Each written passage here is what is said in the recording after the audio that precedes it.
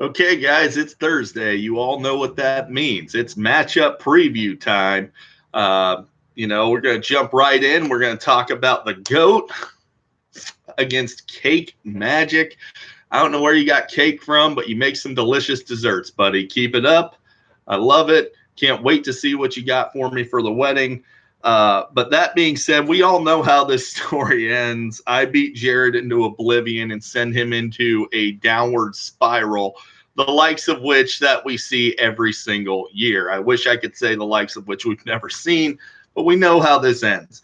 I killed Jared.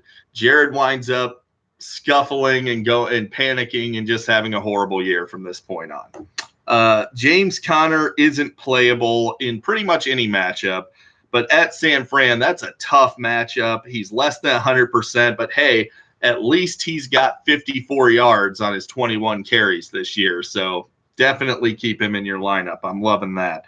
Alvin Kamara will be borderline useless at Seattle. Bobby Wagner is a running back murderer. He's almost been arrested a few times for it. He's not going to do anything against Bobby Wagner in Seattle. Tough spot to play. We don't know if it's going to be Taysom Hill. We don't know if it's going to be Teddy Bridgewater. Does it really matter? They're not going to move the ball other than throwing to Michael Thomas. That's pretty much going to be their only source of offense. Nuke is banged up. But, hey, at least he's facing Casey Hayward this week, who's one of the top 5 corners in the league. And at least he had 40 yards last week. So, again, love the matchup for my side of things anyway. Olsen or Delaney Walker? Let's see. Kyle Allen at QB for the Panthers. Delaney against the Jags. What year is it, guys? Delaney Walker, Greg Olsen? Is this 2008?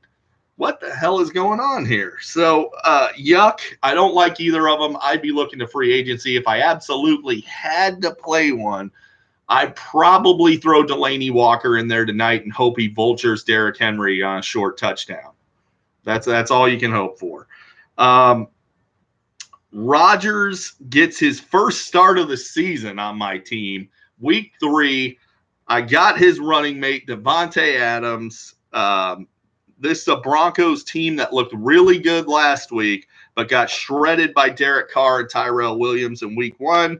I'm not expecting a blow-up game from Rodgers and Adams, but I am expecting them to do decent, which is going to be more than enough for my purposes against Jared. Dalvin Cook is going to crush the Raiders. They're in Minnesota. I expect the entire Vikings offense to eat.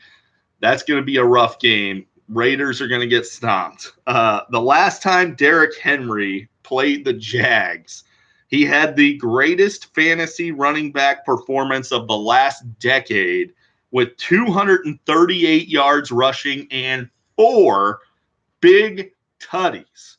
238 and 4. So we're going to see that happen again tonight. Just watch. He's going to go bananas.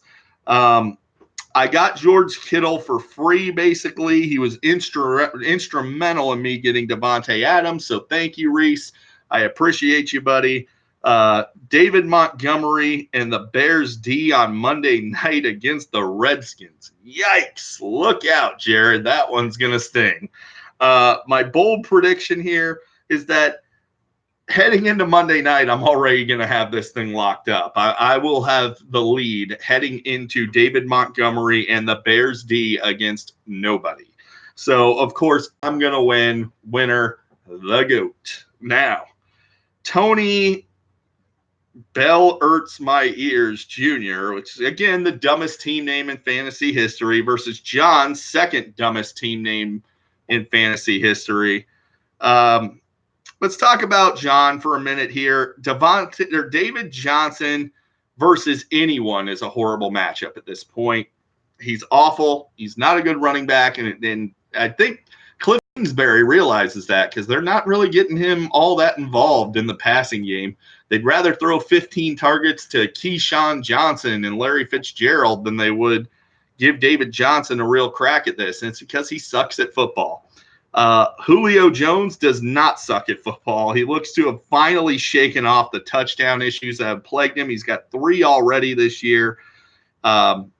if he keeps scoring touchdowns with his yardage floor, Julio's the best wideout in fantasy, guys. I hate to admit it because I've been such a Julio hater over the years, but if he scores 12 plus touchdowns, he is the best wideout in fantasy, bar none. And I may have to eat some crow on that one. Aaron Jones is looking at a timeshare now. He just had a huge week, and apparently Matt LaFleur didn't like that. Let's call it what it is here. Matt LaFleur is an idiot. It took him 12 games to realize Derrick Henry is better than Dion Lewis last year. It may take him 12 to realize the same thing about Aaron Jones versus Jamal Williams. I have no issues with Aaron Jones, the player. The guy's a baller. He's a damn good running back. But as long as Matt LaFleur is insisting on a timeshare with Jamal Williams, his upside is going to be capped. Will Dissly is basically a Reese-level point-chasing move. Severely stupid. It's embarrassing. Horrible tight end play. Austin Eckler, however, remains a must-start fantasy beast while Melv Gore is out. The only running back so far that can even hold a candle to Dalvin Cook is Austin Eckler. So, I expect Eckler to still beast out. Dak or anyone against Miami, top-tier fantasy option. You guys all know that. Matt Ryan is meh. This is on the Tony side of things. Mike Evans is going to bounce back in a big way. If he doesn't, it's time to panic. If Mike Williams can't get it done at home against the Giants, it's time to panic. Le'Veon Bell at New England has bust written all over it, but he's not the worst start in your lineup.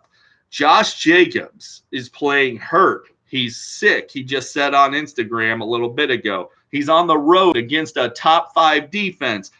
Easily one of the easiest sit decisions I've ever seen in fantasy. Get him out of your lineup. I don't care what the projections say. Play Mike Williams at home against the Texans. Keenan Allen's banged up with a knee injury. He's going to be fine, but they might throw a little bit more to Mike Williams. So the Texans have been getting shredded through the air. Don't overthink this. Mike Williams is good for 90 yards and a score. Get him in there. Zach Ertz may see 20 targets this week on the plus side for Tony. They don't really have anybody else to throw to, so it's going to be the Zach Ertz show. I expect CMC is going to bounce back with or without Cam, but he's still no Dalvin Cook. Sorry, he's not. My bold prediction here is that Mike Evans is the highest scoring wideout of the week across fantasy. Mike Evans, highest scoring of the week. I'd push all my chips to the center of the table on Mike Evans this week. Winner, Tony Jr.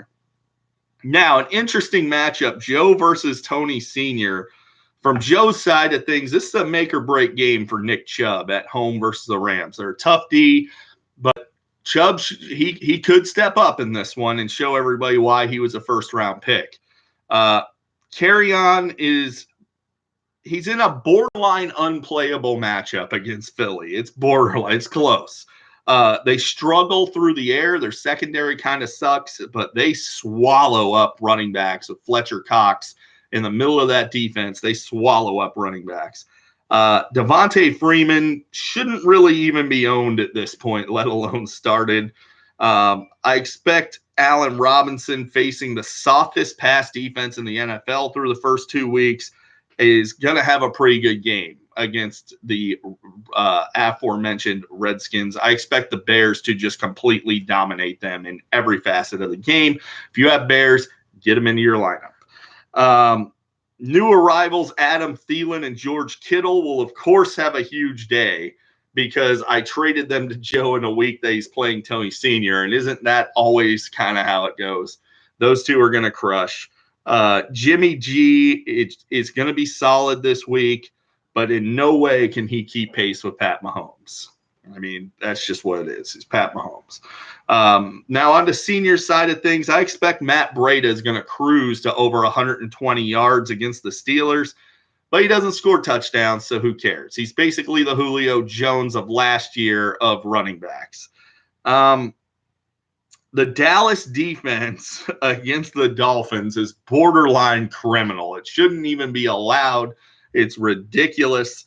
They're projected at 13.5. They are woefully underprojected. I would be shocked if they are not the top defense this week. They should be projected somewhere in the 20-ish neighborhood. My bold prediction is that Senior is going to get 7 total touchdowns out of Watkins, Kelsey, and Mahomes, and still finish barely over 100 points. The winner is going to be Joe as a direct result of Kittle and Thielen. That's just the way it's going to go. We've seen this story play out before. I make a trade with someone, they're playing Senior, those guys go off. That's just the way it goes, guys. So if you're looking to beat Senior, make me an offer the week you're playing him. Now, on to whatever Reese is calling himself this week versus Big League Chew Brad. Seriously, Reese, you change your team name so much that it doesn't mean anything. Pick a name and stick to it. Let's figure something out here. We'll talk later. We'll figure it out, buddy. Good Lord, Brad's team looks awful. It looks a lot like one of Jason's ex-girlfriends. It's fat. It's ugly. It's got Joe's fingerprints all over it from the trade they did earlier this year.